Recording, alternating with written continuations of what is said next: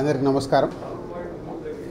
Telangana film development corporation చైర్మన్గా ఈరోజు నేను ఛార్జ్ తీసుకోవడం, ఈ అవకాశం ఇచ్చిన ముఖ్యమంత్రి శ్రీ రేవంత్ రెడ్డి గారికి, అలాగే ఫిలిం మినిస్టర్ కోమటిరెడ్డి వెంకటరెడ్డి గారికి, వారిద్దరి నమ్మకం ఈ ఎఫ్డిసి ఇటు ఫిలిం ఇండస్ట్రీకి, ఇటు తెలంగాణకి, ఇటు గవర్నమెంట్కి మధ్యలో డెవలప్ చేయాల్సిన అవసరం ఎంతైనా ఉంది.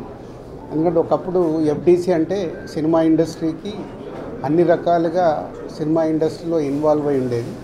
సో మళ్ళీ ఆ పూర్వ వైభవం ఎఫ్డిసికి తీసుకురావాలనేది సీఎం రేవంత్ రెడ్డి గారి ఆలోచన.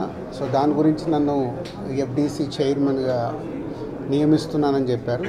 సో 100% సీఎం రేవంత్ రెడ్డి గారి విజన్కి ఈ ఫిలిం ఇండస్ట్రీని గవర్నమెంట్ మధ్యలో తెలంగాణలో ఫిలిం ఇండస్ట్రీని ఇంకా గ్రోత్ చేయాలి. అలాగే తెలంగాణ ఇంతకుముందు తెలంగాణ తెలుగు సినిమాలకి, అలాగే ఇప్పుడు స్టేట్స్ సపరేట్ అయిన తర్వాత తెలంగాణలో తీసే సినిమాలకి ఎంకరేజ్ చేస్తూ ఈ సంస్కృతి, తెలంగాణ సంస్కృతిలో సినిమాలు వచ్చేలాగా ప్రయత్నం చేస్తూ తెలంగాణలో ఫిలిం ఇండస్ట్రీని గ్రో చేయాలి. అలాగే తెలుగు ఫిలిం ఇండస్ట్రీ ఇప్పుడు హైదరాబాదులో, మద్రాసు నుంచి హైదరాబాద్ వచ్చినప్పటి నుంచి ఎంతో తెలుగు ఫిలిం ఇండస్ట్రీ గ్రో అయింది. ఆ గ్రోత్ ఇంకా పెరిగేలాగా ఇండియన్ ఫిలిం ఇండస్ట్రీని కూడా హైదరాబాద్లో ఎన్నో షూటింగ్లు జరుగుతున్నాయి ఆల్ లాంగ్వేజెస్లో, అది ఇంకా గ్రోత్ అయ్యేలాగా ఈ ఫిలిం ఇండస్ట్రీకి హైదరాబాద్ బేస్డ్గా ఇండియన్ ఫిలిమ్స్ గ్రో అయ్యేలాగా చేయాలి. ఇలాంటి ఎన్నో ఆలోచనలతో సీఎం రేవంత్ రెడ్డి గారు ఈ ఎఫ్డిసి చైర్మన్గా నన్ను నియమించారు.